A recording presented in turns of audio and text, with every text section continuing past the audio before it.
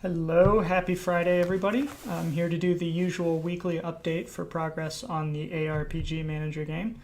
So I'm going to switch over here in a second. Hope you're all looking forward to the weekend. Let me get in here. I have plans to do things with the girlfriend on Saturday as usual. And next week may be a short week. I'd like to record a video, but it may be a short week because unfortunately I had a death in the family. So I need to attend a funeral service midweek. So I'll have to go fly and so on. But, we'll get back on a regular schedule after that. So let me get in game here and show you a couple of the new things added this week. This is on top of the usual technical improvements, bug fixes, performance modifications, etc. Just kind of hitting the highlights here. So if you've seen prior videos here, you could create an account and it would just set you up with a player and you'd go in and play. I've actually added the player management controls now. So you can actually create multiple player accounts. There's a limit, but you can try different builds, or if you are playing and you basically get stuck, you run out of money, you kill off all your people, or you get in a bind and you think it's more effective to start over, you can create a new character and start from scratch and try a different approach, try to get more lucky. Whatever the case may be. So I'm going to show you here, I'm going to log in to an existing test account, and you're going to see a new menu here where you can choose from your players. Now it's auto highlighting Cubist here because Cubist is the first one. If I start, we're going to load into the game. We're making stuff happen, and we're loaded into the game on our player Cubist here. What I'm going to do now is I'm going to, and again, this is a mobile game, I'm just showing you in the player. I'm going to create another account. We'll just do justindeasy2.com. So if we create a new account here and log in for the first time, there are no players, so we're going to need to create one. I'm actually going to leave that alone for now and swap back here. We're going to create a second player. Show you that process. So we're going to create a new player here. We need to give them a player name. This person is not a cubist. Let's say this person is an impressionist. And it's doing a check to see if that's a unique name and all the validation rules and so on. And we're into our new character here, impressionist, starting from the beginning. So we can switch back and forth between different accounts. You can try out different perks, different approach to your explorers, and so on. And eventually when we have the habitat expansion, other things, you can approach that differently as well. Prioritize different expansions and combinations of perks and the way you build your explorers, and so on and so forth. So I'm going to switch back to the other account now. This will also allow the beta testers a bit more freedom and the ability to do more testing, I think, which will be helpful. So I'm going to switch back here. So one thing I did spend a bit of time on was overhauling the cube system. So by way of background here while I log in, the game, if you've been following this so far, the game is a space adventure game where you're on this habitat, and there's a whole bunch of backstory in prior videos.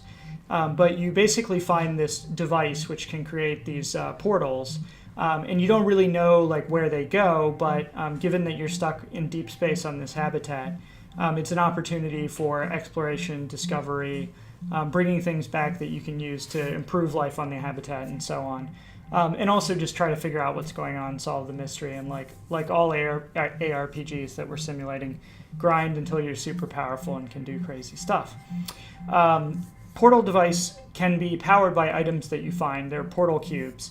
They basically, rather than just sending you on a vanilla adventure in the standard scene with a random assortment of encounters and so on, the portal cubes actually seeded a bit. So they changed the number of encounters and therefore the difficulty or the risk of the exploration.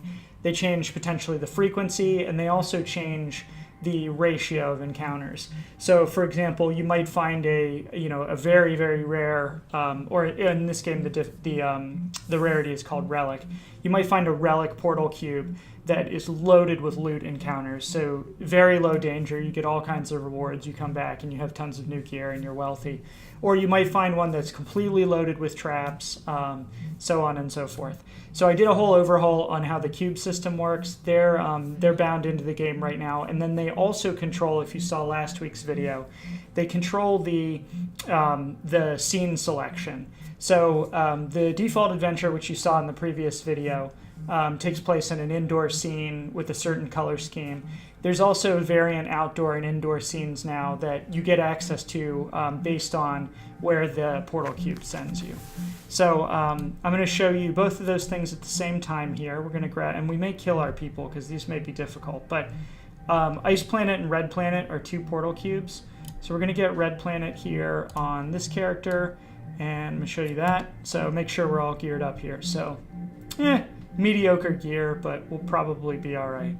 So if I use a portal cube from my inventory, and I don't have the properties showing here, but I'll actually show you the details of the portal cube so you can have a little bit of assessment of the risk and reward.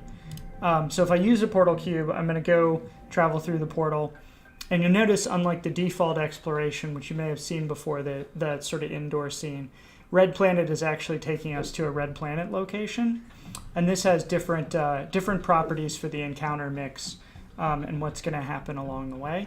I'm not going to spoil those or go through those in huge detail. You'll see those on the items in the game. But this is our scene selection control. So if we grab our other explorer here, this is Sophia Ota. We need to charge her up. There we go. She's all topped up and ready to go. We're going to grab the Ice Planet, and we're going to use the Ice Planet. And and this will send us through the portal to another outdoor location. So now we're exploring the Ice Planet. And I need to do some kind of touching up on some of these, but there you go.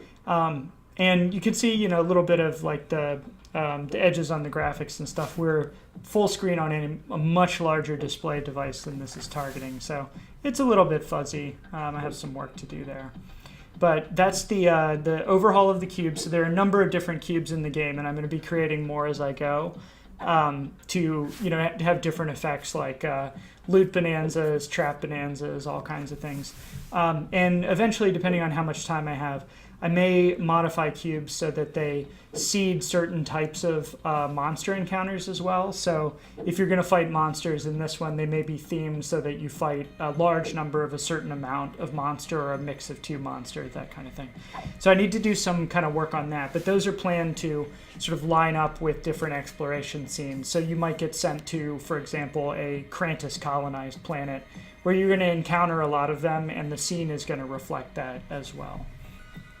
So those are kind of the scene controls, so a lot of technical work going on there. But basically the portal cube carries with it a seed as to which scene you're going to encounter, as well as I said, modifies the properties of the adventure. A couple other things real quick. Let's see, everybody's adventuring here. So we're going to need to get somebody back.